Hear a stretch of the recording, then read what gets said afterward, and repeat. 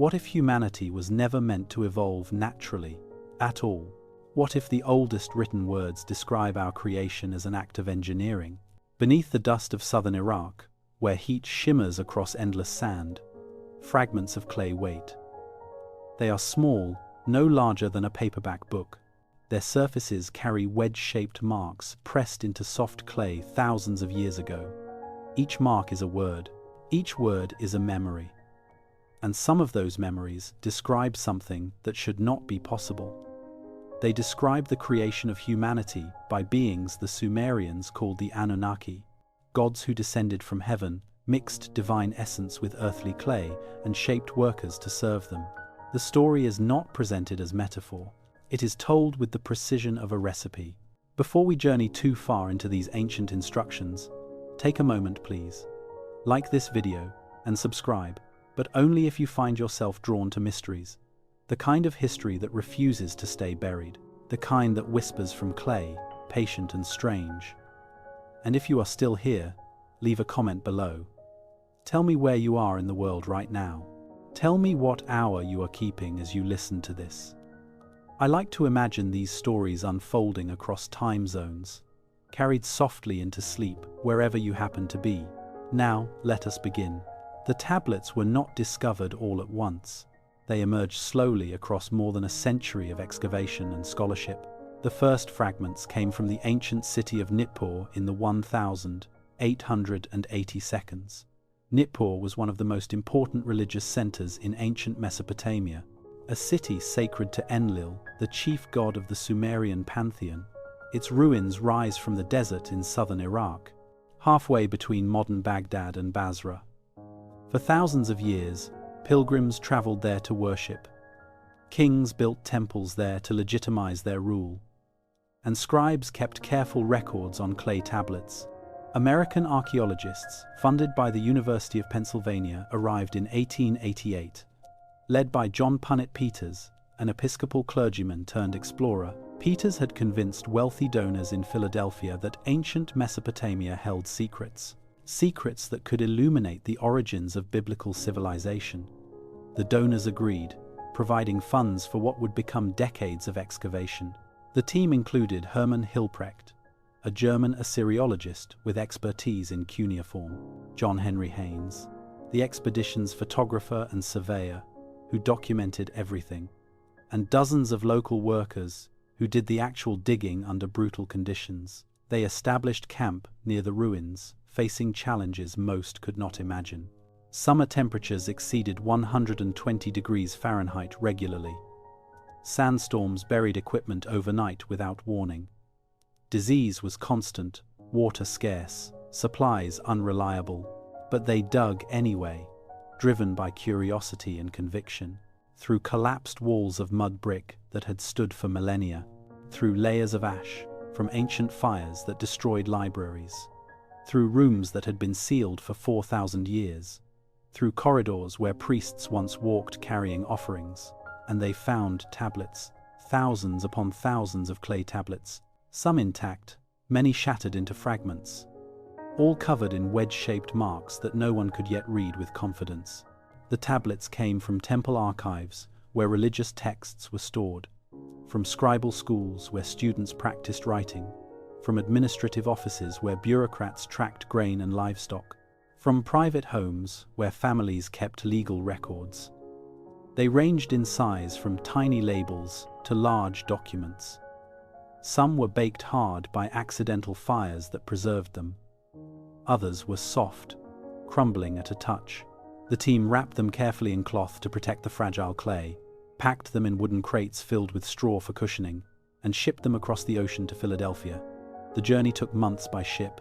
Many tablets arrived damaged, despite the precautions, but most survived the voyage intact. At the University of Pennsylvania Museum, the tablets sat in storage rooms, catalogued by shape and size and provenance, but their content remained mysterious and inaccessible. Cuneiform script, the wedge-shaped writing system, had only recently been deciphered. The breakthrough had come in the 1850 seconds when Henry Rawlinson decoded the Behistun inscription. But decipherment was just the beginning. Understanding the languages took decades more. Scholars were still learning Sumerian, the oldest written language, and Akkadian, the Semitic language that succeeded it, and Babylonian, a later dialect of Akkadian. Each language had its own grammar, vocabulary, and evolution. Each required years of study to master. It took decades for the full content to emerge. Hermann Hilprecht spent years in Philadelphia studying the Nippur tablets specifically, learning to recognize individual cuneiform signs among the thousands that existed, understanding grammar rules that no native speaker had used in millennia, working with other scholars who shared fragments of knowledge, corresponding with colleagues in Europe who studied similar texts. Slowly, painfully, the texts began to reveal their secrets, and what they revealed was extraordinary beyond anyone's expectations. Among the thousands of tablets were administrative records as expected, lists of grain distributed to workers each month, inventories of livestock counted by the temple, records of land sales between families, records of legal disputes over property boundaries, the mundane bureaucracy of an ancient civilization. These were valuable for understanding daily life and economic systems, but mixed among these ordinary documents were other texts entirely. Hymns praising gods with names like Inanna and Enki and Enlil. Mathematical tables calculating squares and cube roots with remarkable precision. Medical prescriptions listing ingredients and dosages for various ailments. Astronomical observations tracking Venus across the sky for years. Legal codes distinguishing types of theft, assault, and property damage. Proverbs offering wisdom about human nature and society. And myths. Stories about gods and creation and the ordering of the cosmos. Stories that had been ancient even when they were first written down. One tablet in particular caught attention immediately.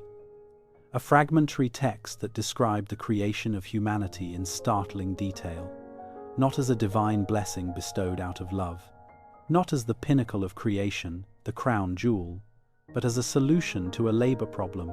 The gods, according to this text, were tired of working, exhausted from the endless maintenance required to run the world, and so they created humans to do the work for them. The text was incomplete, damaged by time and fire, but enough survived to understand the basic story structure. And it was unlike anything in the biblical tradition, unlike anything scholars expected to find in ancient Mesopotamia. This was the Atrahasis epic, one of the oldest creation accounts ever written. The Atrahasis epic survives in several versions from different periods and cities. The most complete version comes from the Old Babylonian period, around 1800 BCE. But linguistic analysis of the language suggests the story is much older. The grammar contains archaic forms not used in everyday Babylonian speech. The vocabulary includes words that had already become obsolete. These are signs of a text copied from older sources. The story was already ancient when this version was written, passed down through oral tradition for generations before writing, perhaps for centuries, perhaps for millennia. Each generation of priests memorized the tale and taught it to the next, until finally someone decided to preserve it permanently in clay. The epic opens with a description of the world before humanity existed. The Anunnaki gods alone inhabited the earth in those distant times. There were no cities, no temples, no civilization, just raw land that needed to be shaped and tamed, rivers that needed to be channeled into useful courses, fields that needed to be cleared and irrigated. The gods divided the work among themselves according to rank. The great gods, the senior Anunnaki, supervised and made decisions. The lesser gods, called the Igigi, performed the actual physical labor. They dug canals under the blazing Mesopotamian sun. They cleared fields of stones and thorny weeds. They built dikes to control the flooding rivers. They maintained irrigation systems that required constant attention. The work was endless and exhausting and brutal. For 3,600 years, according to the text's specific timeline, the Igigi labored without rest or relief. They grew increasingly resentful with each passing generation. Why should they, who were also divine beings, toil like slaves. Why should the great gods sit in comfort while they suffered? The resentment built year after year, century after century. Generation after generation of divine workers grew more bitter, until finally they broke under the strain. One night, the Igigi gathered in secret, away from their overseers. They made a pact among themselves. At dawn, they would rebel openly. They would refuse to work another day. They would force the great gods to find another solution. Or they would go to war if necessary. When morning came, the Igigi threw down their tools dramatically. They set fire to their equipment in defiance. And they marched toward the house of Enlil in Nippur. Enlil was the chief god, the supreme administrator, the one who commanded all the work, the one who maintained cosmic order. If anyone could solve this crisis, it was him. But Enlil was sleeping when they arrived. The noise of the approaching mob woke him from his rest. Shouting, chanting, the sound of many feet marching. He sent his vizier Nusku to investigate the disturbance. Nusku returned, terrified, nearly unable to speak. The Igigi were at the gates with weapons. They were angry beyond reason. They demanded an immediate audience with Enlil. Enlil summoned the other great gods to an emergency council. Anu, the sky god and Enlil's father. Enki, the god of wisdom and water, Enlil's brother, and others from the divine assembly. They gathered in the throne room to discuss the unprecedented crisis. Nothing like this had ever happened before in divine history. Enlil was furious at the rebellion and wanted punishment. How dare the lesser gods defy him so openly? He proposed crushing the revolt by overwhelming force. Anu counseled caution and patience instead. The Igigi were numerous and desperate. A war would be costly for everyone involved. And even if the great gods won through superior power, who would do the necessary work afterward? The problem would remain unsolved. The council debated for hours without reaching consensus. Finally, Enki spoke with his characteristic cleverness. The god of wisdom offered an unprecedented solution. Instead of fighting the Igigi, instead of forcing them back to work, why not create a substitute entirely? A new being designed specifically for labor and nothing else. A being that could dig canals and maintain fields. But a being that was not divine. A being that would not have the power to rebel, create humanity for this purpose. The council considered this radical proposal carefully.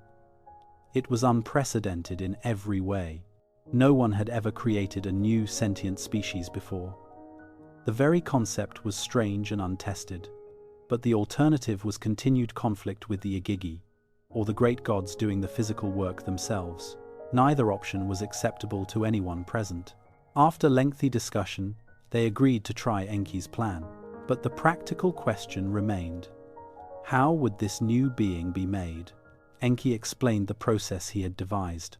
They would need raw material for the body. Clay from the earth would serve that purpose. It was abundant and easy to shape. But they would also need something else entirely. Something to give the new being intelligence and consciousness. The ability to understand complex commands and perform intricate tasks. Without this element, the clay would remain inert. They would need divine essence, the spark of consciousness. And, to obtain divine essence, a god would have to die. The council chamber fell silent at this pronouncement. No god had ever been deliberately killed before. Which god would agree to such a sacrifice? Who would volunteer for oblivion? Enki had an answer prepared for this objection too. One of the Igigi leaders should be chosen. A god named We-Ila, who had instigated the original rebellion. He had led the others in defiance of Enlil's authority. His punishment would be ritual death, and his death would serve the greater good. The council voted on this proposal. The decision was unanimous among the great gods. We-Ila was brought before the assembly in chains. He was given no chance to speak in his own defense, no opportunity to plead for mercy or explain his actions. The gods slaughtered him ritually according to ancient procedures. They drained his blood into sacred clay vessels. They cut his flesh into ceremonial pieces.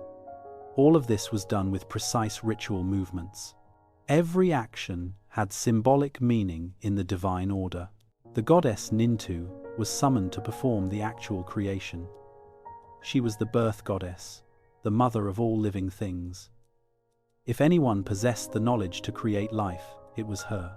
Enki instructed her carefully in the unprecedented procedure. Take the blood of Wee-Ila, still warm from his body. Mix it thoroughly with clay taken from the earth. The clay represents the mortal component, temporary and earthbound. The blood represents the divine component, consciousness and intelligence. Nintu worked in concentrated silence, aware of the significance. She mixed blood and clay with her bare hands. She kneaded the mixture like bread dough until perfectly combined. The texture had to be exactly right for the process to work. When she was satisfied, she divided the mixture carefully into 14 equal portions arranged before her. 7 portions on her left side, 7 portions on her right side. She shaped each portion into a small humanoid figure, roughly the size and proportions of an adult human. Then came the sacred incantations that would animate the clay. Nintu recited ancient prayers over each clay figure in sequence. She called upon the fundamental forces of creation itself. She invoked the name and essence of Wee-Ila repeatedly. She asked his divine consciousness to enter the clay forms, to animate them with awareness and purpose, to give them breath and life and understanding. But the figures did not simply spring to life magically. The text is very specific about what happened next. Instead, Nintu placed each clay figure into a womb for gestation. 7 birth goddesses assisted her in this unprecedented process. Each goddess received 2 clay figures to carry, 1 male figure and 1 female figure. The figures were placed inside them like seeds, like embryos, waiting to develop into full beings. This is not instant magical creation from nothing. This is biological reproduction following natural patterns, with one crucial difference that changes everything. The seed is not from another human being. The seed is divine essence mixed with earthly clay, a hybrid creation combining 2 completely different natures. The birth goddesses carried the clay figures for 10 lunar months, exactly as human women carry children in their wombs. They experienced the same physical changes month by month, the same discomforts and pains. When the proper time came, they gave birth in the normal way. 14 beings emerged from their wombs. 7 male, 7 female, the first humans, but they were not helpless infants requiring years of care. They emerged as fully formed adults already, capable of walking and speaking and understanding immediately. They were designed specifically for labor from the beginning, strong enough to dig canals and move earth, intelligent enough to follow complex instructions and solve problems, skilled enough to maintain irrigation systems and tend crops, but mortal unlike their divine creators. They would age with the passing years. They would eventually die and return to dust. They would need to reproduce sexually to maintain their population. The gods had created the perfect servants, strong, intelligent, obedient, and temporary.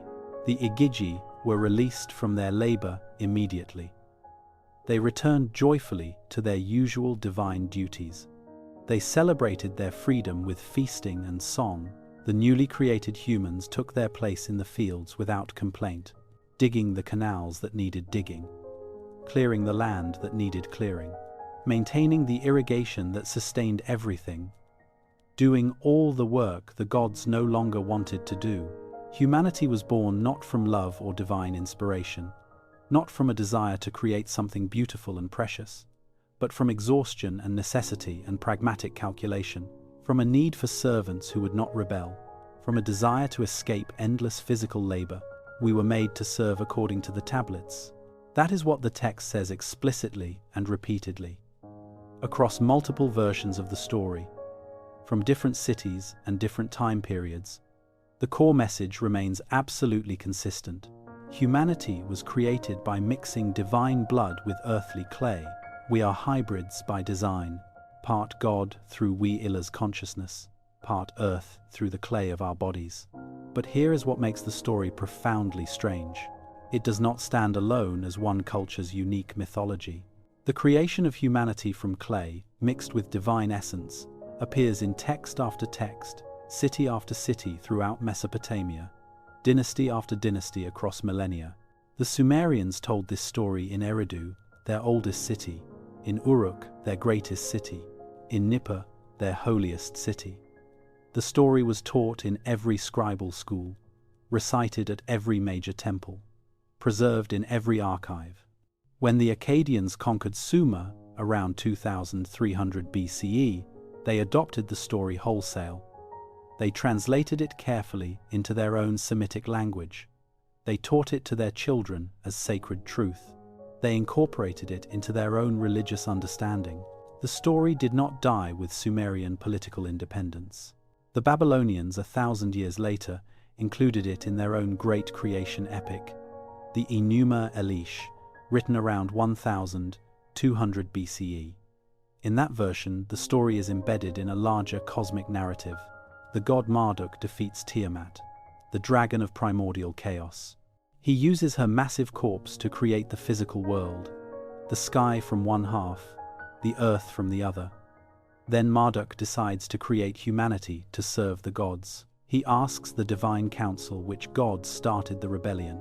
The gods identify Kingu, Tiamat's consort and war leader. Marduk executes Kingu for his crimes. And from Kingu's blood, mixed with clay, humanity is formed. The names change. The specific details vary slightly, but the fundamental structure remains identical. Divine blood plus earthly clay equals human beings, created specifically to serve as workers for the gods. This is not mythology evolving freely with each retelling. This is history being carefully preserved across cultural transitions. And if that is true, if the Sumerians were recording history rather than inventing mythology, then the question becomes unavoidable and urgent. Who were the Anunnaki?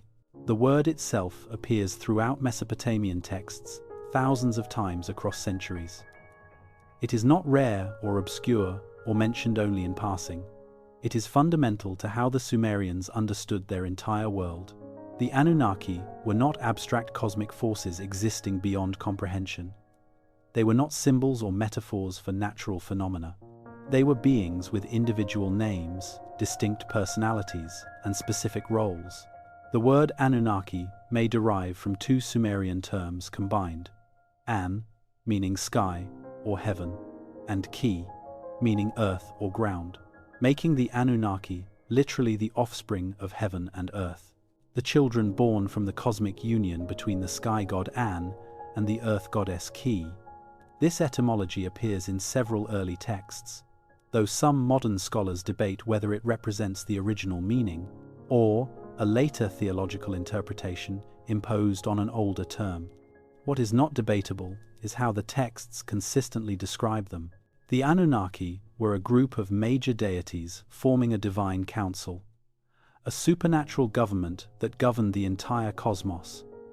They made binding decisions about the fate of cities and kings. They decreed laws that both gods and humans had to follow. They judged disputes between parties, punished crimes against order, and rewarded loyalty. They were, in essence, the ruling class of the divine realm, the power structure that maintained cosmic order. But they were not distant or transcendent beings existing outside reality. They did not exist beyond space and time. They lived in specific physical places that could be visited. They ate food and drank beer and wine. They traveled from city to city using boats and chariots. They had children who inherited their domains and responsibilities. They formed political alliances and personal rivalries. They made mistakes and suffered real consequences. These are not the characteristics of purely spiritual beings. These are biological entities with physical needs and temporal limitations. The texts give us their names in careful detail. Dozens of individual Anunnaki are named in various documents, each with their own distinct personality and area of responsibility. Some appear frequently across many texts from different periods. Others are mentioned only once or twice in obscure fragments, but each one is treated as a real individual, not as an aspect of nature or a philosophical concept, but as a person with agency and history. Enki is perhaps the most important Anunnaki in the creation accounts. His name means Lord of the Earth or Lord of the Foundation. He is the god of wisdom, fresh water, crafts, and creation itself. His primary domain is the Abzu, the subterranean freshwater ocean. The Sumerians believed this underground sea fed all rivers and springs. Enki ruled this hidden realm from his temple in Eridu. Enki is consistently portrayed as clever, creative, and unconventional in his methods. He solves problems through intelligence rather than brute force. He often acts as a trickster figure, bending rules to achieve his goals. He questions authority when he disagrees with decisions. In story after story spanning centuries, Enki is the one who helps humanity, who intervenes when other gods want to destroy us, who teaches us skills and grants us knowledge. He is not a distant, uncaring deity observing from heaven. He is actively involved in human affairs, almost protective of his creation, as if he feels personal responsibility for what he made. In one famous text, Enki becomes drunk on beer during a banquet. The goddess Inanna visits him while he is intoxicated and vulnerable. She flatters him skillfully, praises his wisdom and generosity, and while he is not thinking clearly, she convinces him to give her the me.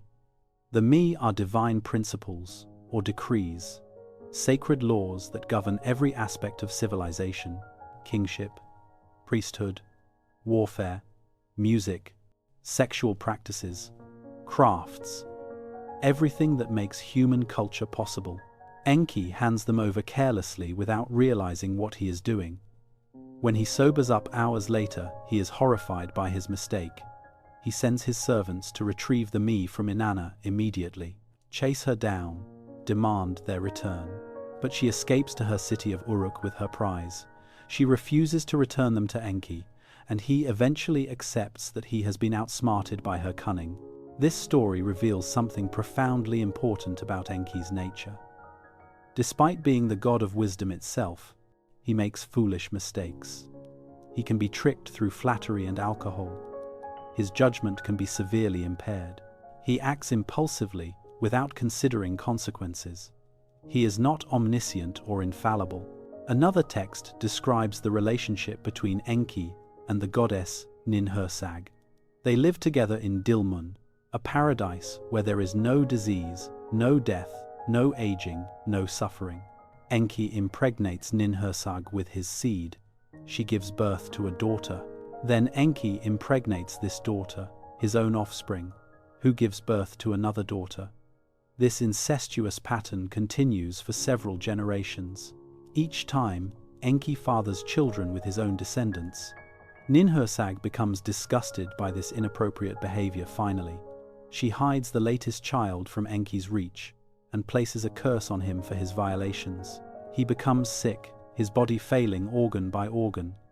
The other gods try to heal him but cannot. Only Ninhursag possesses the power to lift her curse. She refuses for a long time, letting him suffer. Eventually, she relents and heals him. But the story portrays Enki as capable of deeply inappropriate sexual behavior, of acting on selfish desires without considering moral consequences. These are not the actions of a perfect, morally pure deity. These are the actions of a powerful being with abilities beyond humans, but with serious character flaws and weaknesses nonetheless. Enlil, by contrast, is portrayed very differently in the texts. His name means Lord Wind or Lord Storm. He is the god of air, wind, storms, and authority itself. He is the chief executive of the Divine Council, the one who enforces decisions and maintains cosmic order. Where Enki is flexible and creative and willing to bend rules, Enlil is rigid and strict and inflexible. Enlil rules from the city of Nippur in central Mesopotamia, the religious center of all Sumer. Every king throughout history had to be crowned in Nippur to be considered legitimate. Every major political decision had to be approved by Enlil's priests. His temple, called the Eka, was the most important building in all Mesopotamia. Pilgrims traveled there from across the entire region. Offerings poured in continuously from every city and kingdom. But Enlil is not portrayed as particularly benevolent or loving. He is stern, demanding, quick to anger when displeased. When humans displease him through disobedience, he responds with overwhelming violence. Plagues that kill thousands, droughts that destroy harvests, floods that drown cities. He sees humanity fundamentally as servants who have forgotten their proper place. And he is willing to destroy us entirely when we become too troublesome. In one disturbing myth, Enlil sees a young goddess named Ninlil. She is bathing in a stream outside the city. He is immediately attracted to her beauty and innocence. He approaches her with sexual intentions. She refuses his advances, understanding they are inappropriate. But Enlil is the chief god. He does not accept rejection. He assaults her by force beside the stream. He rapes her despite her resistance. For this crime, the other gods banish Enlil to the underworld. Even the chief god must face consequences for violating cosmic law. Ninlil, now pregnant with his child, follows him into exile. She cannot abandon the father of her unborn child. The story does not celebrate Enlil's actions. It portrays them as criminal violations requiring punishment. This myth reveals that the Anunnaki were not morally perfect beings. They committed crimes. They harmed others. They faced judgment for their actions. Enlil, despite being the highest authority, could be punished. The texts do not hide these uncomfortable truths. They present them as historical facts. Inanna is another major Anunnaki who appears in countless texts. She is the goddess of love, sexuality, fertility, and warfare. A combination that seems contradictory but reflects her complex nature. She is passionate, dangerous, unpredictable, and powerful. She demands absolute devotion from her followers and destroys those who refuse her. Inanna's primary city is Uruk, the greatest city in early Sumer. Her temple there, called the Eanna, was a massive complex. It dominated the city's skyline. Priestesses served her through sacred sexual rituals. Warriors dedicated their victories to her. Poets composed hymns praising her beauty and ferocity. In one myth, Inanna descends to the underworld to visit her sister Eresh Kigal. The text never explains her true motive for this dangerous journey. She simply decides to go. She dresses in her finest divine regalia. 7 layers of divine power and authority. She arrives at the gates of the underworld. The underworld has 7 gates, separating the living world from death. At each gate, the gatekeeper demands she remove one piece of her power. At the first gate, her crown. At the second gate, her earrings. At the third, her necklace of lapis lazuli. One by one, the layers of her divine identity are stripped away, until she reaches the final gate, naked and powerless. No longer the Queen of Heaven, just a vulnerable being entering the realm of death. In the center of the underworld, she faces judgment, not from her sister alone, but from 7 divine judges. The text names them explicitly as the 7 Anunnaki of the underworld. They fix their eyes upon her, the eyes of death. They speak their judgment against her for reasons the text does not explain. And Inanna, who once decreed the fates of mortal kings, is struck down, killed immediately. Her corpse is hung from a hook on the wall, like meat left to rot in a butcher's shop. This is not the Anunnaki of early Sumerian hymns. Not the grand council that sat beside Enlil in Nippur. Not the deities who decreed destinies of cities and kings. These are judges of the dead, gatekeepers of the final realm beneath the earth. Authorities whose power operates in darkness rather than light. The shift is significant and appears across many texts. In older Sumerian literature from the 3rd millennium BCE, the Anunnaki are clearly celestial gods. They dwell in heaven or in great temples on earth. They interact directly with humans and kings. They receive offerings and grant blessings. But as time passes through the 2nd millennium, their association with the underworld becomes stronger.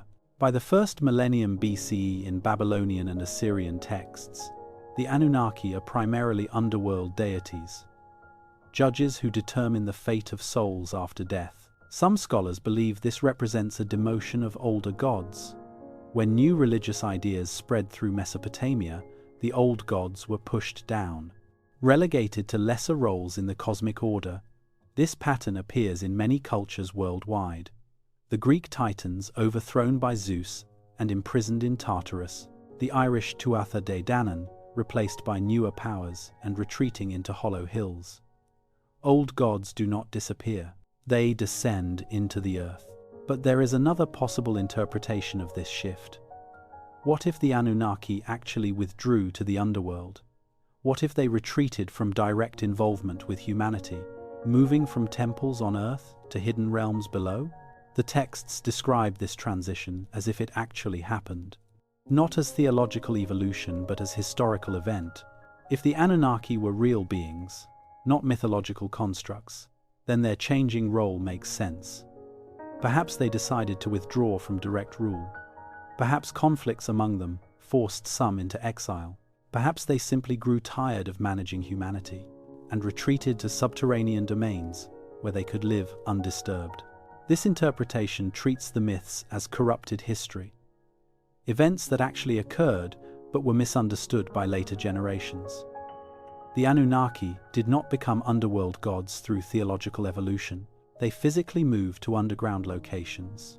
And later cultures, having lost contact with them, assumed they had always ruled the realm of death. But whether the Anunnaki were real or mythological, the texts describe them consistently as beings with individual personalities and physical needs, who lived in specific locations and performed specific roles, who had complex relationships with each other and with humanity, who were powerful but not omnipotent, knowledgeable but not omniscient, immortal but not invulnerable.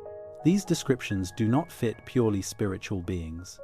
They fit biological entities with advanced knowledge and technology, beings who lived among humans for a time, then withdrew or disappeared, leaving behind only stories and temples and tablets. Scholars have debated the nature of the Anunnaki for over a century now. The mainstream academic interpretation treats them as purely mythological constructs, personifications of natural forces that early humans did not understand. Thunder became a thunder god. The sun became a sun god. Complex psychological and social forces were externalized as deities. This is how all mythology supposedly works according to this view. The creation stories, in this interpretation, are allegories for cultural development. The creation of humanity from clay represents the agricultural revolution. The mixing of divine essence with earth symbolizes the development of consciousness. The Anunnaki are not historical figures, but philosophical concepts, ways that ancient people explained their world before science. This interpretation is academically respectable and widely accepted. It requires no extraordinary claims. It fits comfortably with materialist assumptions about reality. Gods are human inventions, myths are symbolic stories.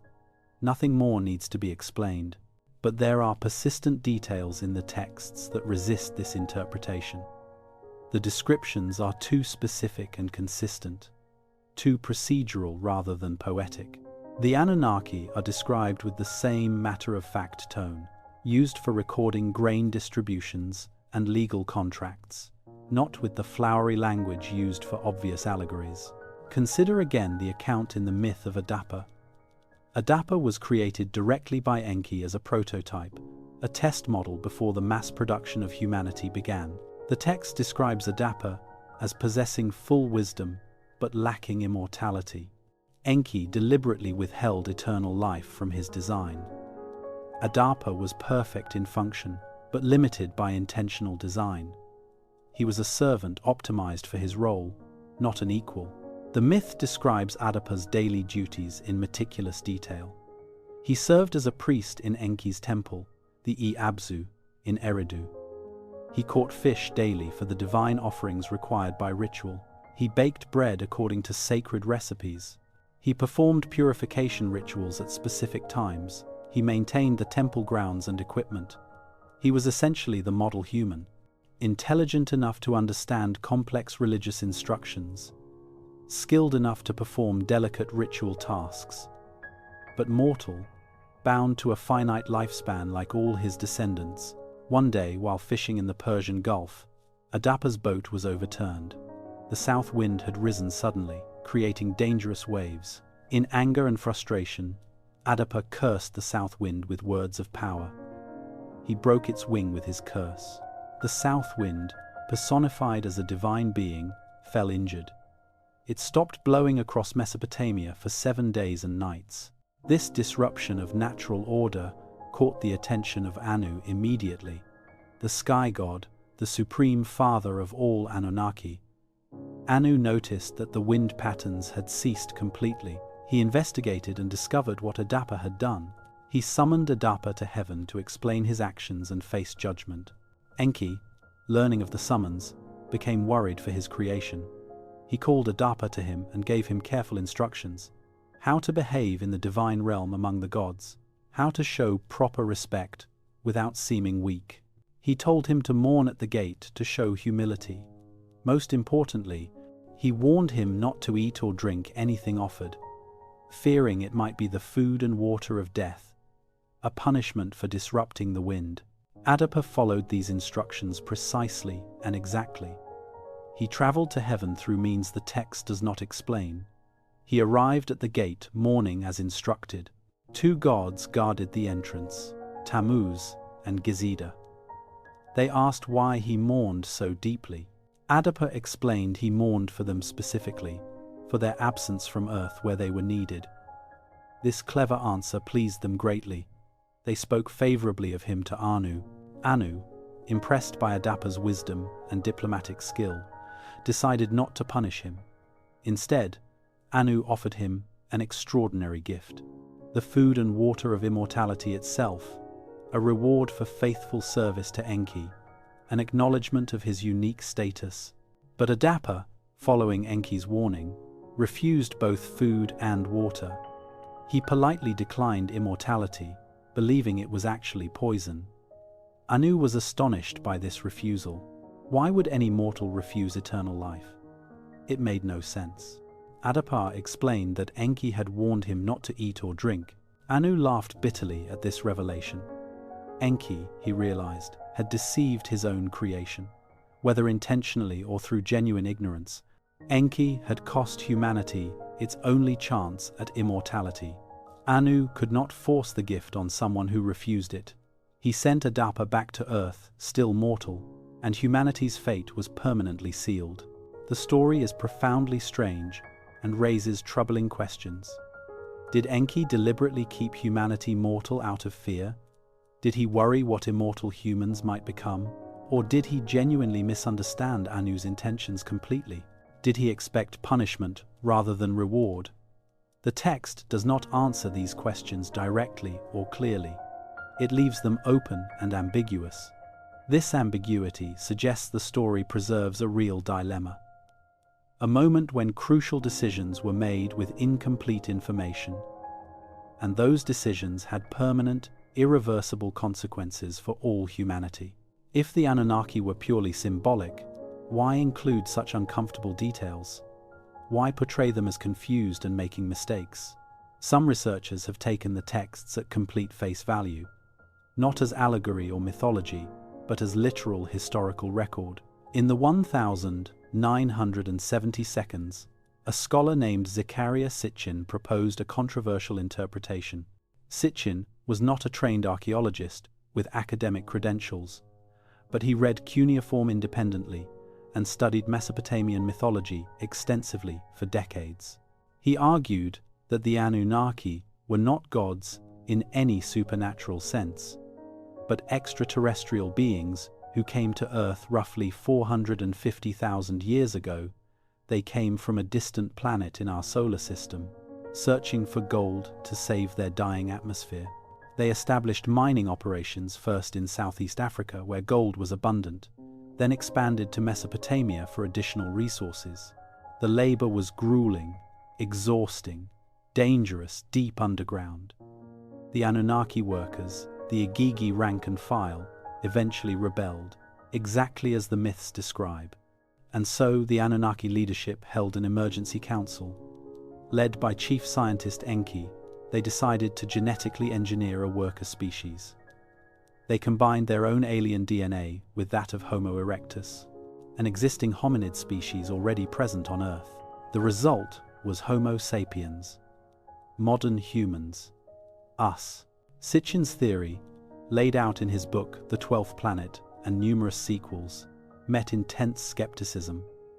Academic linguists pointed out serious mistranslations in his cuneiform readings. He misunderstood grammatical structures and assigned wrong meanings to words. Archaeologists rejected his timelines as completely impossible. The dates did not match any physical evidence. Geneticists found absolutely no trace of extraterrestrial DNA in the human genome. Every marker pointed to purely terrestrial evolution. The academic community dismissed the theory as pseudoscience, an imaginative but fundamentally flawed misreading of ancient texts. Designed to fit a preconceived narrative about ancient astronauts, universities do not teach Sitchin's work except as an example of bad methodology. But the academic dismissal, while scientifically sound, did not address everything. It did not fully explain the persistent strangeness of the original source material. Because the Sumerian texts genuinely do describe something, that sounds remarkably similar to genetic engineering when read without preconceptions. The Atrahasis epic states that Nintu mixed divine blood with clay, then divided the mixture into 14 portions with careful precision, 7 male and 7 female portions exactly equal. She placed each portion into a womb for biological gestation, possibly her own womb, or possibly those of birth goddesses assisting her. She gestated the new beings for 10 full lunar months, then brought them forth through normal birth processes. The text uses the word creation repeatedly, yes, but the actual process described is biological, not magical. There are wombs mentioned explicitly, gestation periods measured in months, birth pangs and delivery. This is not instant materialization of life from absolute nothing. This is reproduction following natural biological patterns, with one crucial addition that changes everything fundamentally: the introduction of foreign genetic material into an earthly biological substrate.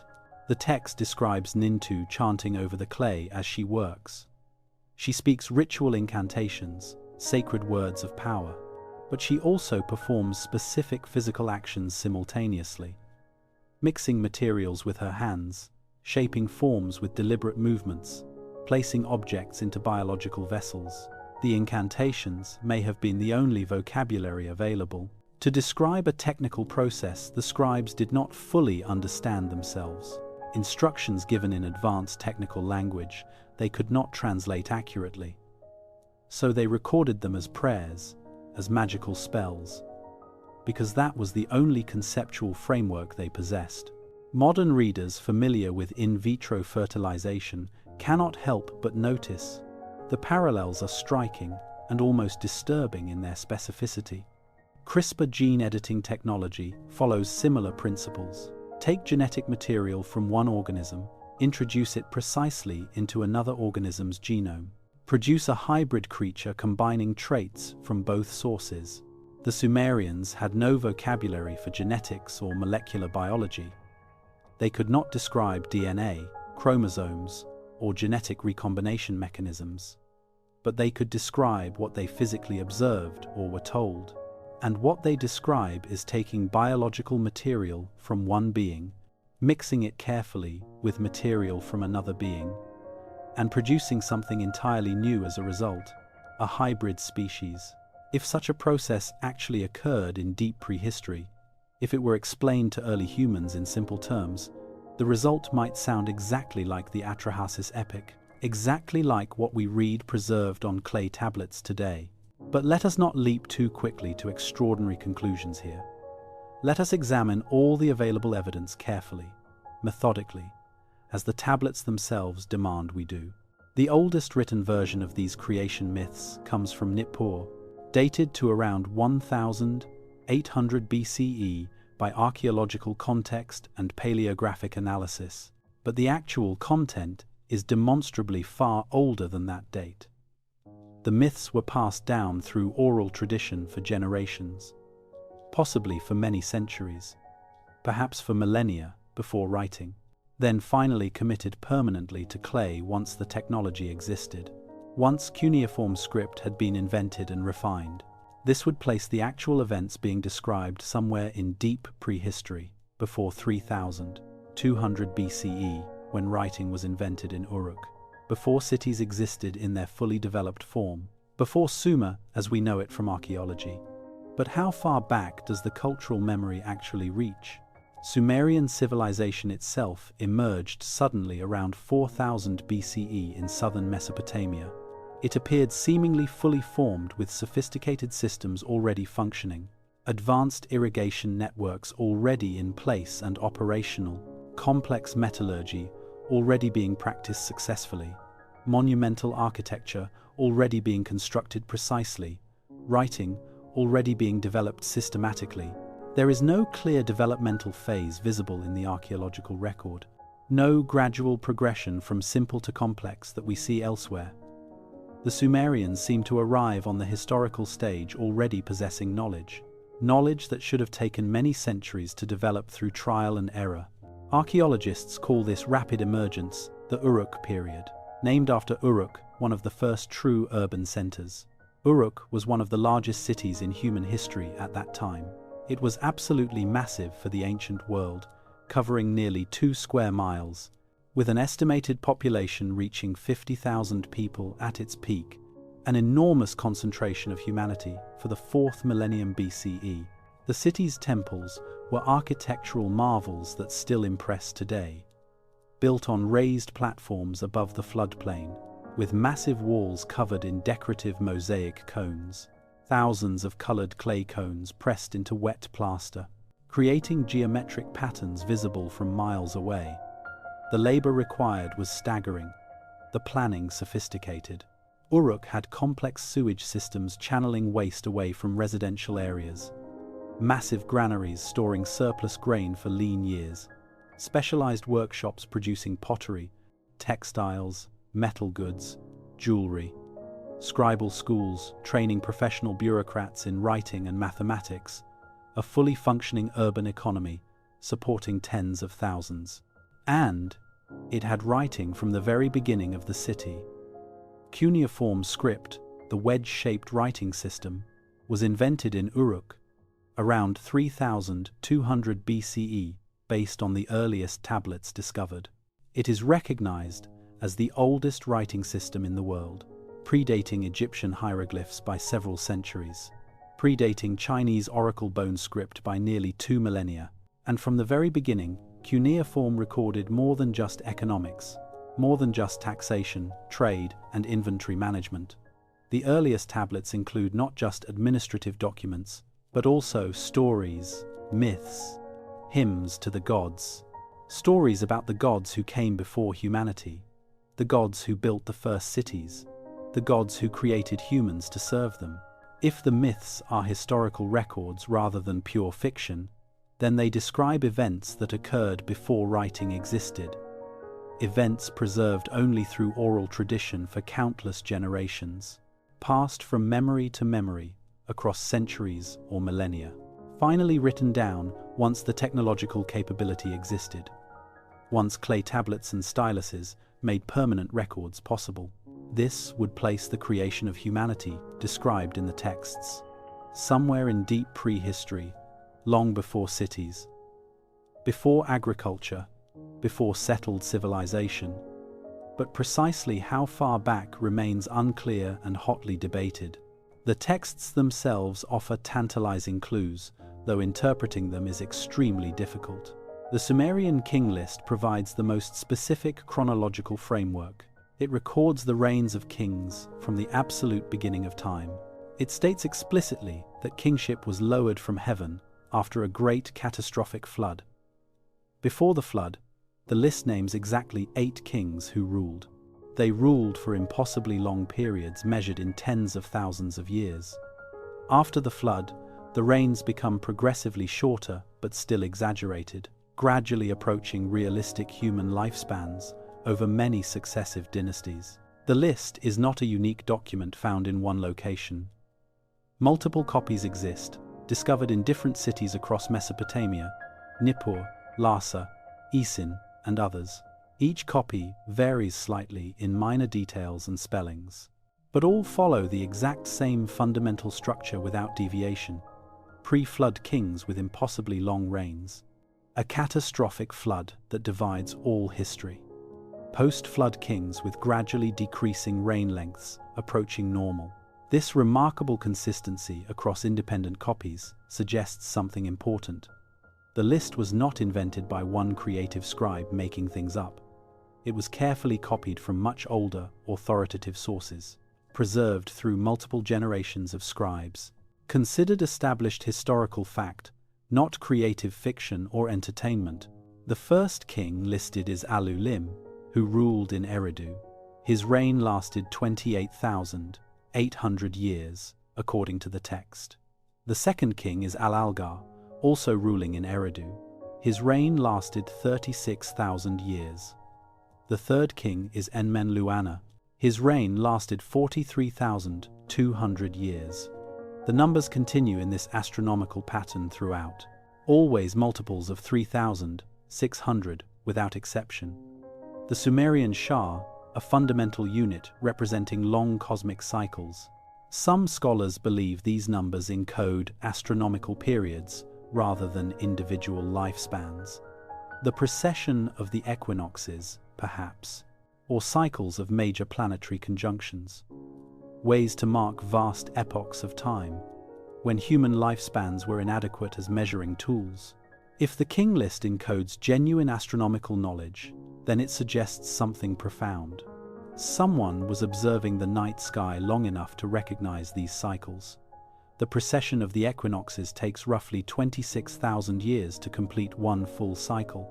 To know this pattern exists requires continuous observation, tracking the position of specific stars against the horizon. Over many human lifetimes, over countless generations, you must pass that accumulated knowledge down intact through time, from one generation of observers to the next, never losing the thread of measurements, never forgetting the accumulated data, never allowing the records to be destroyed. This requires sophisticated institutional memory and organization. A priesthood or academy dedicated entirely to preservation. They would need to train new observers systematically, maintain detailed records across centuries, protect knowledge through political upheavals and natural disasters. The knowledge would have to survive the collapse of cities, the death of kings and dynasties, the invasion of foreign armies, and yet somehow it did survive against all odds, encoded in numbers that seemed impossible and mythological, preserved in lists that seemed like pure fantasy, until finally written down permanently in cuneiform, when writing made truly permanent preservation possible for the first time. Some modern scholars interpret the pre-flood kings as purely mythological figures, symbolic representations of cosmic ages before human history began. Others suggest the numbers represent dynasties rather than individuals, or epochs measured in Shah units rather than actual reign lengths.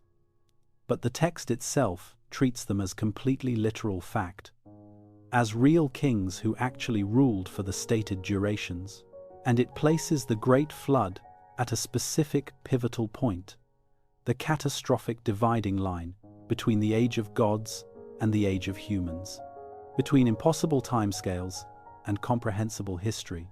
Remarkably, geological evidence confirms that a massive flood actually did occur. In Mesopotamia, around 2900 BCE, possibly somewhat earlier, Leonard Woolley, the famous British archaeologist, was excavating the ancient city of Ur. In 1929, during his systematic dig through occupation layers, he discovered something completely unexpected at a specific depth, an 8-foot thick layer of water-deposited silt. Clean, sterile, completely devoid of artifacts or organic material, separating two entirely distinct occupation layers with different pottery styles. Below the massive silt layer was older pottery and architectural remains, evidence of an earlier Sumerian culture. Above the silt layer, a newer culture entirely, with different building techniques and ceramic styles. The silt was unmistakably flood deposit from catastrophic inundation, evidence of water rising far above normal flood levels, covering the entire city area for an extended period, drowning the previous settlement so completely that nothing survived. When the water finally receded, new settlers built on top, never knowing what lay buried beneath their feet. Woolley initially called it evidence of the biblical flood, the Great Deluge described in Genesis. But further analysis showed it was geographically local, not global.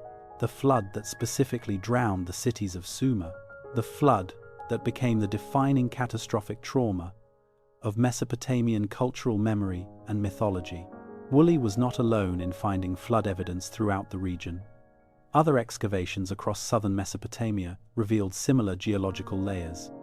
At the ancient city of Kish, archaeologists discovered flood deposits. At Shuruppak, where the flood hero Ziusudra supposedly built his ark. At Lagash and Uruk and other major sites. Not all at exactly the same precise date, but all within a few centuries of each other, suggesting either multiple catastrophic floods over time, or one massive prolonged inundation that affected different areas sequentially. The flood layers coincide with a documented period of dramatic climate change. Around 3000 BCE, the climate throughout Mesopotamia became significantly drier. The Persian Gulf was slowly receding, leaving former coastal settlements inland. Rivers changed their courses, abandoning old channels. Irrigation systems failed without constant maintenance and adaptation. Cities that depended entirely on water found themselves struggling. Some cities collapsed completely under the environmental stress. Others relocated to more favorable locations. The entire landscape was being transformed by climate and flooding, and with it, the culture was transformed as well. If the creation of humanity occurred before this catastrophic flood period, we are examining events potentially 5,000 to 7,000 years ago, or possibly much earlier depending on interpretation. But the texts also describe a far longer timeline extending back further. They speak of the Anunnaki ruling for hundreds of thousands of years. They describe multiple ages of the world, cycles of creation and destruction, epochs that stretch back into deep geological time itself. And here, we encounter a serious problem with the mainstream scientific timeline. Modern evolutionary science dates the emergence of anatomically modern humans to roughly 300,000 years ago in Africa. Based on extensive fossil evidence from multiple sites, behavioral modernity, the development of language, art, complex tools, symbolic thought, that sudden cognitive leap appears around 70,000 years ago. Agriculture begins around 10,000 BCE with the Neolithic Revolution. Writing appears around 3,200 BCE in Mesopotamia and Egypt. The scientific timeline is clear, well supported by multiple lines of evidence. Fossils, genetic analysis, archaeological finds, all converge on these dates. There is absolutely no room in this established timeline for Anunnaki intervention. No gap where unknown beings could have genetically engineered humans. Unless the intervention occurred much earlier than the Sumerians themselves realized. Or unless the scientific timeline itself is somehow incomplete in crucial ways. Consider this alternative possibility carefully and without prejudice. What if anatomically modern humans existed for hundreds of thousands of years, but behavioral modernity, the sudden dramatic leap in cognitive ability, was not purely natural evolution? What if it was triggered, activated, initiated by something external? Around 70,000 years ago, something changed dramatically in the human species. Brain size had already reached modern levels by that point. Physical anatomy was completely indistinguishable from ours today. But suddenly, abruptly, humans began creating sophisticated art on cave walls, crafting complex tools from bone, antler, and stone, burying their dead with elaborate ritual and grave goods. wearing jewelry and decorative ornaments, organizing into larger, more complex social groups, trading valuable materials over hundreds of miles. Geneticists call this mysterious turning point the cognitive revolution, a sudden transformation in human mental capabilities. Anthropologists debate its cause endlessly without reaching consensus. Some researchers suggest climate change forced rapid adaptation, environmental stress selecting for smarter, more flexible individuals. Others point to a random genetic mutation that rewired crucial neural pathways, perhaps a change in brain structure or chemistry, that allowed for symbolic thought, language, and abstract planning. Still others propose that language itself reached a critical threshold of complexity, that once vocabulary exceeded a certain size, it unlocked entirely new ways of thinking. Recursive thought, the ability to imagine hypothetical scenarios, to plan for distant futures and learn from distant pasts. But the change was remarkably abrupt by evolutionary standards. Too abrupt for purely gradual evolutionary processes alone. Most major evolutionary changes take tens of thousands of years minimum, hundreds of thousands of years for significant shifts. Yet behavioral modernity appears within just a few thousand years, spreading rapidly across Africa first, then to other continents as modern humans migrated outward, already possessing the full range of advanced cognitive abilities. Language, art, technology, complex social organization, they did not develop these capacities gradually over time. They arrived in new territories already fully equipped. And the cognitive revolution coincides suspiciously with a major population bottleneck. Genetic evidence strongly suggests that around 70,000 years ago, the human population crashed catastrophically, perhaps to only 10,000 individuals or fewer surviving worldwide. Some genetic studies suggest even more extreme numbers, as few as 2,000 breeding pairs. Something nearly wiped our entire species out completely. The leading scientific theory is the eruption of Mount Toba, a supervolcano in Indonesia that exploded with unimaginable force, ejecting thousands of cubic kilometers of ash into the atmosphere, blocking sunlight for years, triggering a devastating volcanic winter.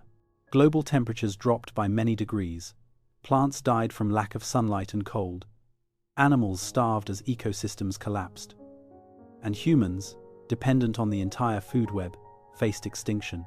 The few thousand humans who somehow survived this catastrophe emerged from it somehow different, smarter, more capable, more adaptable, better at problem solving, better at cooperation and communication. The population bottleneck had selected for maximum intelligence. Those who survived were the very smartest and most resourceful, and they passed those enhanced traits to all their descendants. Or perhaps more accurately, they were activated somehow. If the Anunnaki creation story describes a real historical event, it need not have occurred only 5,000 years ago. It could have occurred 70,000 years ago during the cognitive revolution, during the population bottleneck when humans nearly went extinct, and been passed down through oral tradition across vast spans of time, until it was finally written in Sumerian cuneiform tablets. The specific details would inevitably blur over such an enormous time span. The timeline would compress and become confused. Events separated by centuries would merge into single narratives, but the core memory might remain fundamentally intact. The essential truth preserved despite distortion. We were created, we were shaped, we were given knowledge and capabilities by beings we called gods, because we had no other word. This interpretation is highly speculative and controversial, of course. It requires accepting that oral tradition can preserve accurate information across tens of thousands of years of transmission. Most historians and anthropologists find this extremely unlikely, bordering on impossible. Oral traditions are known to change rapidly and dramatically. Within just a few generations, stories transform significantly. After 1,000 years, the original is barely recognizable. After 10,000 years, nothing accurate should remain. And yet, indigenous cultures around the entire world do preserve stories that seem to reference actual real events. From thousands of years in the distant past, Australian Aboriginal oral traditions speak of a time when sea levels were much lower, when islands now completely submerged were still connected to the mainland, when coastal landscapes now underwater were thriving settlements. Modern geologists confirm that this was absolutely true during the last ice age. Before approximately 10,000 BCE, when sea levels were 400 feet lower, the Aboriginal stories describe coastal geography now drowned, with surprising accuracy that suggests genuine memory, passed down through continuous oral tradition for over 10,000 years. Native American traditions from multiple tribes speak of hunting megafauna, giant ground sloths, mammoths, mastodons, saber-toothed cats, animals that went completely extinct around 12,000 years ago, yet the stories describe them with specific detail. That could only come from direct observation and interaction, suggesting the oral traditions genuinely preserve memories. From the end of the Pleistocene era before the Great Extinction, if oral tradition can reliably preserve information for 10,000 years, why not longer? Why not 70,000 years potentially? The answer is probably that it cannot with detailed accuracy, not with names and dates and specific events intact, but it could preserve the essential core idea, the fundamental truth underlying the specific details, that something happened, that we changed, that beings greater than us were somehow involved. This interpretation requires believing that the Anunnaki were real in some form, which directly contradicts the dominant materialist framework of modern science. And it requires explaining convincingly who the Anunnaki actually were, where they came from originally, why absolutely no physical evidence of their existence has ever been found. But absence of evidence is not the same as evidence of absence. As scientists are always careful to note, lack of fossils does not prove something never existed.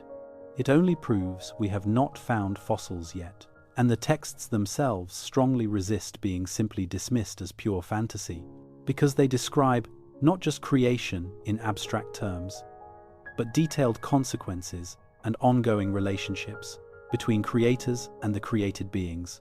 The creation of humanity by the Anunnaki was not the end of the story. It was merely the beginning of a long, complicated, and often troubled relationship between creators and their created beings. The Anunnaki used humanity for physical labor. Yes, that was the original purpose explicitly stated in the tablets. But they also taught us according to the same ancient texts. Enki, in particular, is consistently credited with giving humans the fundamental arts of civilization: language, the ability to communicate complex abstract ideas; writing, the technology to preserve thoughts across time; mathematics, the framework for understanding quantity and pattern; agriculture, the knowledge of planting and harvesting; metallurgy, the skill of extracting and working metals; music, the art of organized sound and rhythm; medicine, the science of healing bodies and treating disease. The texts describe Enki as humanity's primary benefactor throughout history, the god who repeatedly intervened to save us from total destruction. Whenever Enlil, frustrated with human noise, overpopulation, or disobedience, tried to wipe us out completely, Enki found ways to preserve at least a remnant, to ensure human survival despite the opposition of other gods. The relationship between Enki and Enlil is absolutely central to understanding Mesopotamian mythology. They are brothers, both sons of Anu, the sky god, but they have fundamentally different roles and completely opposite temperaments. Enlil is the stern administrator, the cosmic enforcer of divine law. He maintains order through strict discipline and swift punishment. He sees humanity primarily as tools, as servants created for a specific purpose. When the tools malfunction or become troublesome beyond tolerance, Enlil's instinctive solution is always the same: destroy them completely and start over from scratch. Enki, by dramatic contrast, is the creative problem solver, the innovative thinker who finds unconventional solutions. He sees humanity as his personal responsibility, his lasting legacy. When Enlil decides humanity must be destroyed for whatever reason, Enki finds clever ways to save us. Not necessarily out of pure love or compassion, but out of attachment, pride, perhaps even guilt. He invested enormous time and creative effort into designing humans. He will not easily accept seeing that work completely destroyed. This fundamental dynamic appears again and again throughout Mesopotamian literature. It becomes a recurring pattern across multiple stories and texts. Enlil imposes some catastrophe on humanity as punishment. Enki secretly intervenes to help humans survive or mitigate the damage. The pattern repeats so consistently, it cannot be coincidental. In one text, Enlil sends a devastating plague upon humanity. Disease spreads rapidly, killing thousands across all the cities. The population drops dramatically as people die faster than they can reproduce. But Enki teaches humans the art of medicine in response. He reveals which plants have healing properties, which combinations of herbs can treat specific diseases, how to diagnose symptoms and prescribe remedies. Human physicians learn these skills, and the plague's impact is reduced. In another text, Enlil causes a severe prolonged drought. Rain stops falling for years consecutively. Rivers run low, crops fail completely. Famine spreads as stored grain runs out. Humans begin dying of starvation and thirst. But Enki shows humans how to dig deep wells, how to find underground water sources, how to channel and conserve precious water. Human engineers learn these techniques, and communities survive. The most famous intervention is the Great Catastrophic Flood, the ultimate attempt at total human extinction. The flood story appears in multiple Mesopotamian texts, with remarkably consistent core details, most notably in the Atrahasis epic and the Epic of Gilgamesh. In both versions, Enlil makes the decision to destroy all humanity through a massive flood that will drown every living thing. The humans have become too numerous for his comfort, too noisy, disturbing the peace of the gods. The text describes Enlil lying awake at night, unable to sleep, unable to rest, listening to the constant roar of human activity below. The shouting, the singing, the sounds of markets and festivals, the endless noise of millions of humans living their lives. He cannot tolerate it any longer. He cannot think clearly. He cannot maintain the cosmic order properly. Something must be done immediately and permanently. Enlil calls an emergency council of all the major gods. He presents his proposal clearly and forcefully. Send a massive flood to drown all humanity completely. Wipe the slate entirely clean of these troublesome creatures. Start over with a smaller, quieter population under stricter control. Or perhaps abandon the human experiment entirely. Let the earth return to silence and peace. Most of the gods gathered in council agree with Enlil's assessment. They are tired of managing humanity constantly, tired of the endless demands for divine intervention, tired of the offerings and rituals and constant maintenance. Better to eliminate humans entirely now, and find a completely different solution to the labor problem. But Enki stands up and opposes the plan vigorously. He argues passionately that humanity is not fundamentally the problem. The noise, the overpopulation, these symptoms can be managed through careful population controls and better planning. Impose limits on human reproduction to prevent overpopulation. Introduce natural predators to keep numbers in check. Allow disease to reduce the population gradually and naturally. These measured approaches will solve the problem without destroying the entire species in one catastrophic event. Enlil flatly rejects this compromise proposal. He wants a total reset, a complete elimination, not gradual management, but immediate annihilation. And as chief god and supreme administrator, his decision is final. The other gods must obey his decree. The flood will come as planned, and all humans will die without exception. The gods swear a solemn, binding oath together. None of them will warn humanity about the coming disaster. Humans must not have time to prepare or escape. The flood must catch them completely by surprise, to ensure total extinction without survivors. Each god places their hand on the sacred oath and agrees. Enki swears the oath along with all the others. He promises not to warn humanity directly about the flood. But Enki is clever, creative, skilled at finding loopholes. He is forbidden from warning humans directly through speech. But he is not forbidden from speaking to inanimate objects, from talking to walls or reeds that might overhear. And so Enki goes to the reed hut of Atrahasis, a faithful human who serves as priest in Enki's temple. A man who has always obeyed divine commands without question. Enki stands outside the hut where Atrahasis sleeps, and begins speaking clearly to the reed wall. Reed hut, pay careful attention to my words. Wall, listen closely to what I say. The flood is coming very soon. Enlil has made his final decision. Build a boat immediately. Abandon all your possessions and property. Save your own life and the lives of animals. The boat's dimensions should be equal in length and width. Cover it completely with a roof to keep water out.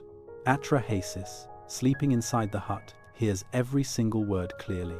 He understands immediately that Enki is warning him indirectly, technically not breaking the oath but circumventing it cleverly. And Atrahasis obeys without hesitation or question. He tears down his entire reed house to use the building materials. He begins constructing a massive boat according to the dimensions specified. A cube shape, not a traditional ship design. Large enough internally to hold his entire family. Multiple species of animals. Seeds from every crop. Craftsmen with essential skills. Everything needed to completely restart civilization after the catastrophe. His neighbors gather around to watch and mock him. Why are you building an enormous boat here in the desert? There is no water for hundreds of miles. Have you lost your mind completely? Atrahasis does not try to explain or convince them. He simply continues working steadily, day and night, until the massive cube-shaped boat is completely finished. Then the rain begins exactly as Enki warned. Not ordinary seasonal rain, but an impossible deluge. Water falling from the sky like a solid, unbroken wall. The text describes it with vivid, dramatic language. The gods themselves become frightened by what they have unleashed. They retreat hastily to the highest heaven, cowering there like terrified dogs, watching helplessly as the flood destroys absolutely everything they built. The cities drown under rising water. The great temples collapse and wash away. The carefully maintained fields disappear beneath the flood. And humanity, millions of people, drown screaming in the cold water. Their voices rise to heaven in a terrible chorus, then fall silent one by one as they die. The flood continues for 7 days and 7 nights without stopping. When the rain finally ends, the world is completely silent. Nothing moves anywhere on the drowned earth. Nothing breathes, nothing lives. The gods, looking down from heaven, slowly realize what they have done. They have destroyed their entire workforce in one catastrophic moment. Who will build temples for them now? Who will offer the sacrifices they need? Who will maintain the cosmic order below? The gods sit together in heaven and weep. They are hungry, powerless, completely alone, regretting their hasty decision but unable to reverse it. Then Atrahasis emerges slowly from his sealed boat. He opens the hatch and looks out at the devastated world. Water still covers everything as far as he can see, but the rain has stopped finally. The sky is clearing. He waits patiently for the water to recede gradually. Eventually, the boat comes to rest on solid ground. Atrahasis immediately offers sacrifice to the gods, burning incense and meat as offerings. The sweet smell rises up to heaven like smoke, and the gods, desperately starving after 7 days, gather around the smoke like flies, the text says explicitly. Desperate for any offerings, clustering around the sacrifice Atrahasis provides, Enlil arrives and sees the boat, sees the survivor. He is immediately furious beyond words. How did any humans survive the total flood? Who warned them against my explicit command? Who broke their sacred oath? The gods remain silent, afraid to answer. None want to admit complicity or knowledge. But Enki steps forward calmly to confess his role. He admits he found a way to warn Atrahasis indirectly, without technically breaking the oath directly. He argues forcefully that destroying all humanity was a serious mistake. They are useful, necessary for maintaining cosmic order. Better to control their numbers carefully than to eliminate them entirely and lose their labor. Enlil, weakened by hunger and seeing the logic, reluctantly agrees to a compromise. Humanity will be allowed to continue existing, but permanent limits will be strictly imposed. Some women will be naturally barren, unable to conceive. Some infants will die young from disease. Demons will cause miscarriages and stillbirths. Priestesses will be required to remain celibate. These measures will keep the human population in reasonable check, without requiring another catastrophic flood. The gods accept this new arrangement unanimously. The oath is modified and resworn, and humanity is officially allowed to survive and rebuild. But the population will never again grow without limits. The parallels to the biblical flood story are completely obvious. Noah is clearly derived directly from earlier Mesopotamian accounts. The Bible's version was written much later, around 600 BCE, during the Babylonian exile. When Jewish scholars had direct access to Babylonian libraries, they adapted the older Mesopotamian story, made it monotheistic, added moral judgment. But the basic structure is identical in every important detail. But the Sumerian version is older by over 1,000 years, more detailed in its description, and significantly less moralistic in its tone. It presents the flood not as divine judgment for human sin, but as a practical solution to an overpopulation problem, and it presents Enki as acting deliberately against the will of other gods, protecting humanity out of personal attachment and responsibility, or perhaps guilt for having created us in the first place. If the flood story records an actual historical event, then the creation story preceding it might also be historical. The two narratives are directly linked throughout Mesopotamian literature. Humanity was created through divine engineering. Humanity multiplied rapidly beyond expectations. Humanity became troublesome and noisy. The gods regretted their creation deeply and tried to erase their mistake completely. One god saved a small remnant, and from that remnant, civilization began again slowly. The archaeological record shows a clear break around 2900 BCE, a distinct flood layer in southern Mesopotamia, and immediately after the flood, a dramatic cultural fluorescence. The early dynastic period begins suddenly, marked by the rapid rise of independent city-states, monumental architecture on unprecedented scales, the first clearly historical kings whose names we can verify. It is as though civilization completely rebooted after catastrophic interruption, with survivors who remembered exactly why it happened, and those survivors recorded the memory carefully. The tablets found at Nippur, Uruk, Lagash, and other major cities preserve these profound memories in meticulous detail. With careful precision across centuries, the scribes who wrote them were trained professionals, members of the Aduba, the prestigious tablet house, where young men studied for many years to master the incredibly complex cuneiform script.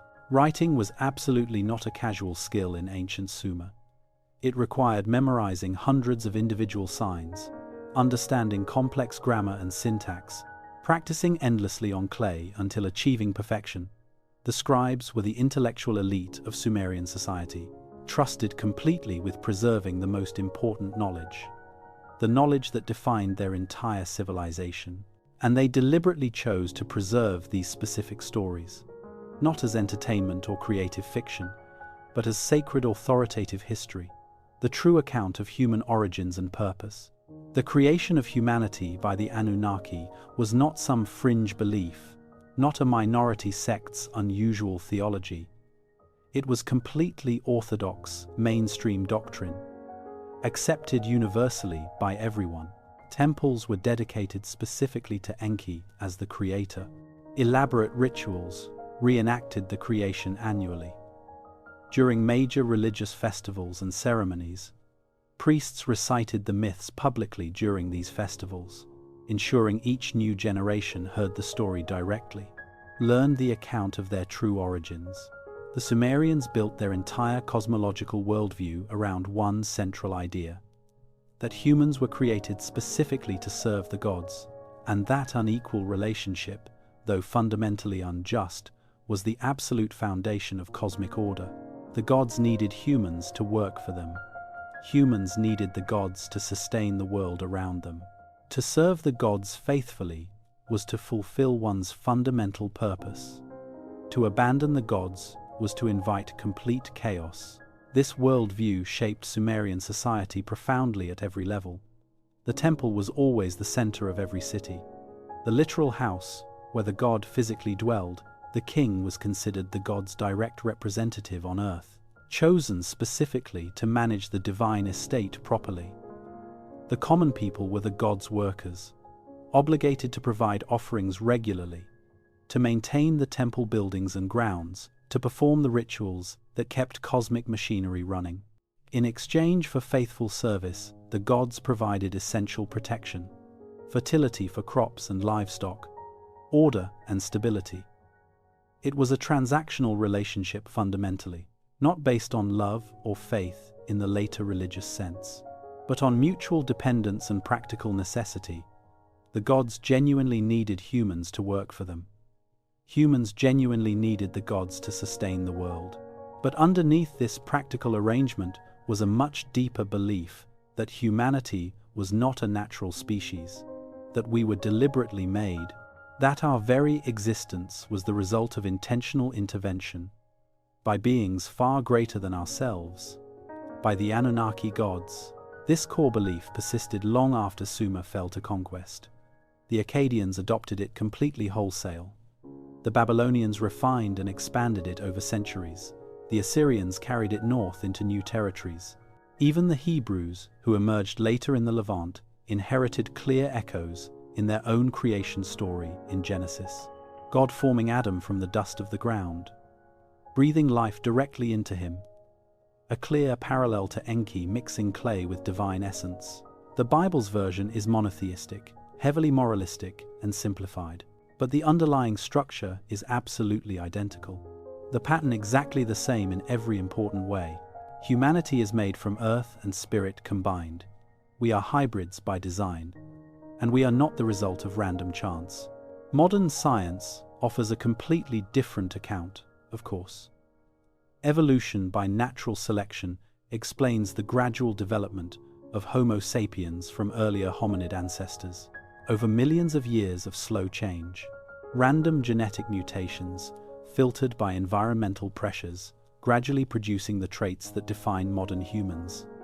Bipedalism, opposable thumbs, large brains, complex language. No gods required in this scientific account. No supernatural intervention necessary. Just enormous time and natural selection pressure. The evidence for biological evolution is overwhelming and undeniable. Fossil records show the progression clearly and completely. From early primates to modern humans, genetic analysis confirms our close relationship to other apes, particularly chimpanzees, with whom we share over 98% of our DNA. Anatomical studies reveal vestigial structures throughout our bodies, evolutionary holdovers that make no sense as intentional design, but perfect sense as shared ancestry with other species. We are clearly the product of natural evolutionary processes. This is established scientific fact beyond reasonable doubt. And yet certain aspects of human evolution remain genuinely puzzling. Even to evolutionary biologists and anthropologists, the remarkably rapid expansion of brain size over just the past 2 million years. It is faster than typical evolutionary rates would predict. The development of complex language, which requires very specific neural architecture. It appears suddenly in the archaeological record, without clear evolutionary precursors or intermediate stages. The cognitive revolution 70,000 years ago, that dramatic leap in mental capabilities, it has no obvious environmental trigger we can identify. And the simultaneous emergence of agriculture and civilization in multiple widely separated locations around 10,000 BCE, from Mesopotamia to the Indus Valley, from China to Mesoamerica. It suggests something more than simple independent invention, something more than pure coincidence. Mainstream science attributes these puzzling anomalies to incomplete data. Future discoveries will eventually fill the gaps, and the inherent complexity of evolutionary processes, which are difficult to track in detail, but there is always room at the margins for alternative interpretations that current paradigms have not fully explored. What if evolution occurred naturally for millions of years, producing increasingly intelligent hominids step by step, and then at a critical juncture was somehow guided, not replaced entirely but accelerated deliberately, not contradicted but strategically completed? What if the Anunnaki recognized enormous potential in Homo erectus and introduced carefully targeted genetic modifications that pushed the species rapidly over the threshold into true sapience, into full self-aware consciousness? What if the divine essence mixed with clay was the best possible description, the only vocabulary a Bronze Age scribe possessed, to explain a sophisticated biological process, the transfer of genetic material through advanced technology? The technology to accomplish this did not exist in ancient Mesopotamia, but it exists today in our modern world. We can edit genes with CRISPR technology, splice DNA from different organisms together, create hybrid organisms combining desired traits. The tools we use are different from clay and blood, CRISPR instead of ritual sacrifice. But the underlying principle is exactly the same. Take genetic material from one source, introduce it precisely into another source, produce something entirely new as a result. If we can accomplish this now, with only a few decades of molecular biology research, then why not an advanced civilization, millions of years older than ours, with technology far beyond anything we can currently imagine? This line of thinking is highly speculative. Admittedly, it requires intellectual leaps that mainstream science rightly treats with extreme caution. But it is not inherently impossible or logically incoherent. And the Sumerian tablets, read carefully without prejudice, describe something remarkable, something that sounds very much like genetic engineering, like deliberate biological manipulation for a specific purpose. The tablets are silent on what ultimately happened to the Anunnaki. Some texts place Enki permanently in the Abzu, the subterranean waters beneath the earth, ruling over the realm of wisdom and hidden knowledge. Others say he withdrew to Dilmun eventually, the paradise at the edge of the known world. Still others hint that he was punished by other gods for his repeated interference protecting humanity. But in every version, he gradually disappears from direct interaction. He becomes distant, remote, increasingly mythological, a name invoked in prayers and rituals, but no longer present in the physical way he once was. If the Anunnaki were real physical beings, not purely mythological constructs, then their disappearance becomes the second great mystery. After their creation of humanity, where did they actually go? Why did they deliberately leave? Did they die out from disease or conflict? Did they return to wherever they originally came from? Did they ascend to some other plane of existence? Or did they simply fade gradually into myth and legend? As their direct influence waned over centuries, and humanity grew increasingly independent and capable, we do not know with any certainty. We cannot know from the tablets alone. The texts do not provide clear answers, but we can observe carefully what they left behind. Not just ruined cities and crumbling temples, but us. Humanity itself, a species that exploded from a few thousand hunter-gatherers to 7 billion technologically advanced individuals. In the remarkably brief span of 10,000 years, a species that went from primitive stone tools to spacecraft capable of leaving Earth entirely, In a geological instant, a blink of cosmic time, a species that now possesses the demonstrated ability to edit our own genetic code at will, to create entirely new life forms in laboratories, to potentially spread to other planets and moons, to terraform hostile environments into habitable worlds, to seed the cosmos with life. We have become, in a very real sense, what the Anunnaki were, creators with godlike capabilities, engineers of life itself, and perhaps that was always the underlying plan. Perhaps the Anunnaki did not create permanent servants, but eventual successors who would inherit their role. Perhaps the mixing of divine essence with earthly clay was never meant to produce obedient slaves, but to produce a species fundamentally capable of inheriting their vast knowledge and continuing their cosmic work. Perhaps humanity was always meant to grow up eventually, to surpass our creators in capability, to become gods ourselves in our own right. This is pure speculation, obviously. The texts do not state this explicitly anywhere, but they do consistently describe humanity as being made in the image of the gods. We carry their essence within us. We possess their intelligence and creativity. We are capable of achieving what they achieved. The myths strongly suggest this potential. The patterns clearly point toward it. And now, thousands of years after the tablets were first written, we are beginning to do exactly that. We sequence entire genomes routinely. We edit DNA with increasing precision and confidence. We create artificial intelligence that learns and reasons. We build machines that think, adapt, and create. We stand on the verge of becoming a spacefaring species. In another few centuries, if we manage to survive our own power, we might seed other worlds with life, terraform barren planets into gardens, design new organisms optimized for alien environments. We might do to another species somewhere what the Anunnaki allegedly did to us here. And if that happens in our future, how will we be remembered? By those we create or encounter?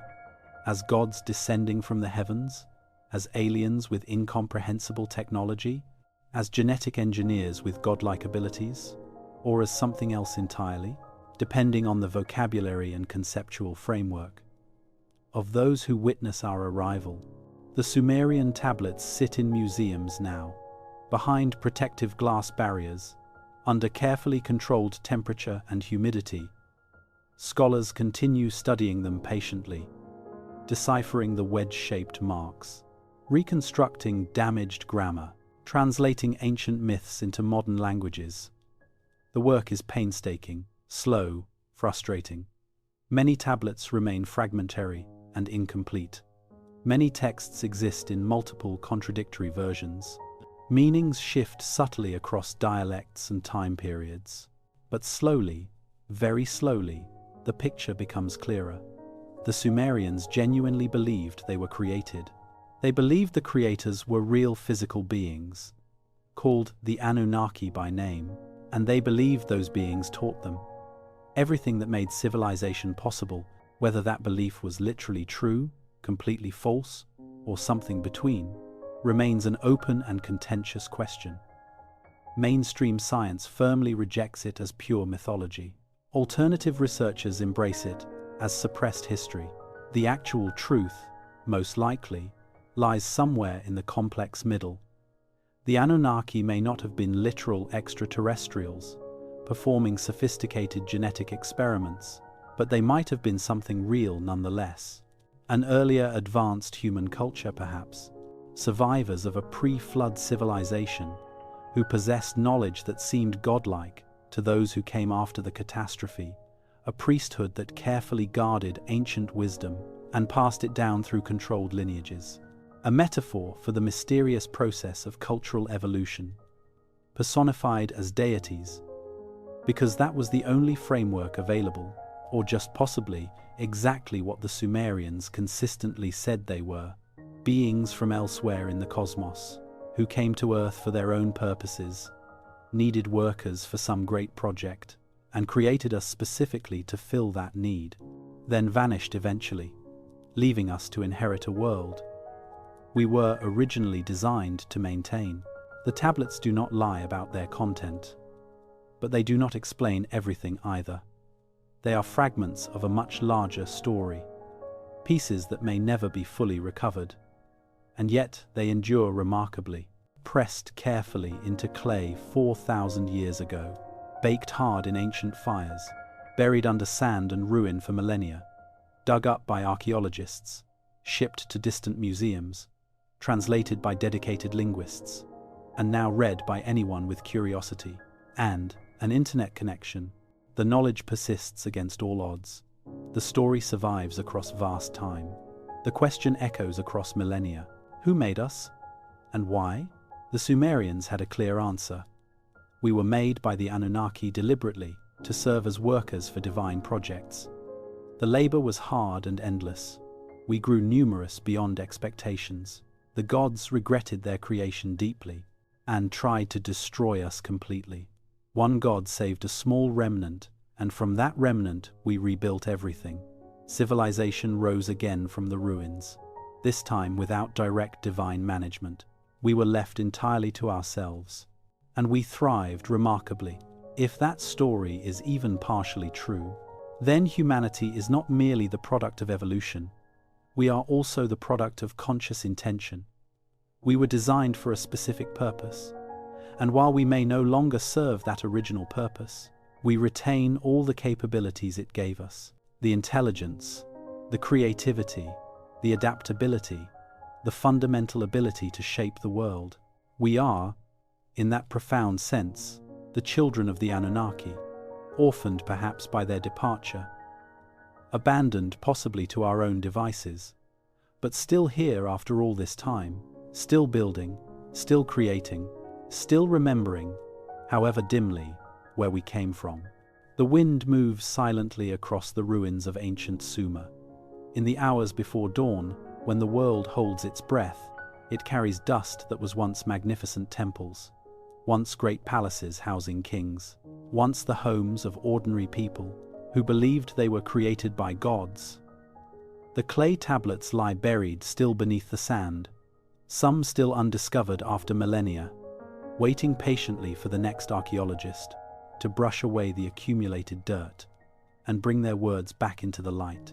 And when those words are finally read, they will say the same thing they have always said. We were made with intention, we were taught with purpose, we were left to grow, and we endure. The story is not finished, not complete.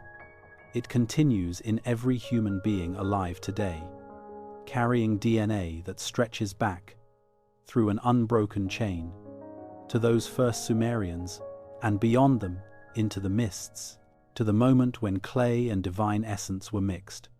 In the workshop of Enki, whether that moment was literal or metaphorical, biological or mythological, it shaped us fundamentally. It gave us the capacity to wonder, to question everything, to seek answers in the dust of the past. And so we dig. We read the tablets carefully. We translate the myths. We ask the same questions the Sumerians asked. Where did we truly come from? Why are we here at all? What were we meant to do? And the answers, such as they are, come back to us in fragments, pressed into clay, preserved by accident, interpreted through the lens of whatever paradigm we bring. Science sees allegory and metaphor. Mythology sees literal truth. Somewhere between those extremes, the real story hides. But one thing is certain: the Sumerians did not invent the Anunnaki as a thought experiment or creative fiction. They believed in them completely. They built temples to house them. They organized entire societies around serving them. And they recorded in painstaking detail the story of how those gods created humanity. That story has survived longer than the temples, longer than the cities, longer than the civilization that told it. And it survives because it answers something fundamental. A need to know not just that we exist, but why. A need to believe that our existence has purpose. Even if that purpose was originally someone else's plan, the Anunnaki, whoever they were, gave humanity more than biological life. They gave us a story. A creation myth that links us to the cosmos, to beings greater than ourselves, to a history that extends beyond recorded time. And whether that story is true in the literal sense, or true in the deeper psychological sense, that all myths carry truth, it continues to shape how we see ourselves. We are makers, we are builders, we are creatures who take raw material and transform it into something new. We mix elements, combine ideas, engineer solutions. We are doing what Enki did, creating, shaping, giving form to potential. And if we were made to do that, if that capacity was encoded into us by design, then we are fulfilling our purpose. Every time we create something new, every building, every invention, every work of art, every child born is an echo of that first creation, when divine essence was mixed with clay, and humanity took its first breath. The clay remembers. Not literally, of course. Clay is inert, dead matter, but the patterns pressed into it endure. The information encoded in its surface can be read thousands of years later, as fresh as the day it was written. The same is true for us.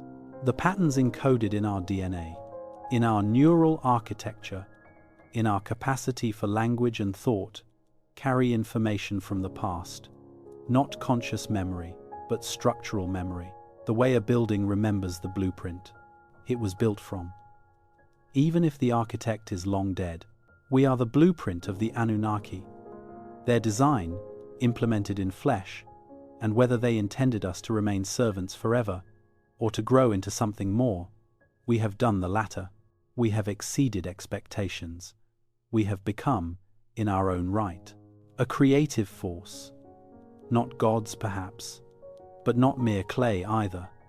Something in between. Something that carries both earth and essence, matter and mind, the mundane and the transcendent. The wind stirs the dust of Eridu. The ruins sleep beneath the sand.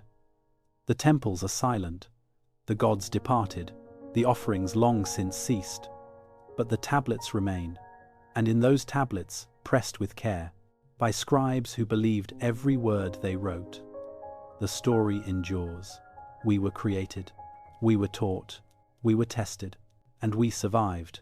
That is the story of humanity, written in clay, waiting to be read, not as mythology, not as fantasy, but as testimony. The testimony of a species that remembers, however dimly, where it came from, and uses that memory, not to worship the past, but to build the future. The memory encoded in Sumerian clay is not just a story about the past. It is a mirror. It shows us what we are, creatures of earth and essence, matter and mind, mortality and ambition. We are the hybrids Enki designed, and we have become everything he hoped, and perhaps everything he feared. The tablets remember, the clay endures, and we, the created, continue creating. Not because we must, but because we can, because we were made to, because the spark planted in us by the Anunnaki, whether literal or metaphorical, burns still, and it will burn as long as humanity exists, restless, curious, reaching always towards something higher, something more. The wind carries the dust across the desert, and somewhere in that dust is the memory of the first city, the first temple, the first human shaped by divine hands. The memory is faint now, almost gone, but not quite. It persists in the tablets, in the ruins, in the stories we still tell. It persists in us. We are the proof that the Anunnaki existed, or that the idea of them was powerful enough to shape a civilization. Either way, the story is true, not in the literal sense that archaeologists demand, but in the deeper sense that myths carry truth, the truth of human longing, the truth of our need to believe we matter, that we were made with purpose, that we are not accidents, but designs. The tablets have spoken, the story is told, and now, in the hours before dawn, when the world is quiet and sleep comes softly, like silt settling over ruins, The memory rests, the clay waits, and we, the created, drift into dreams, carrying with us the oldest story ever written. We were made, and we endure.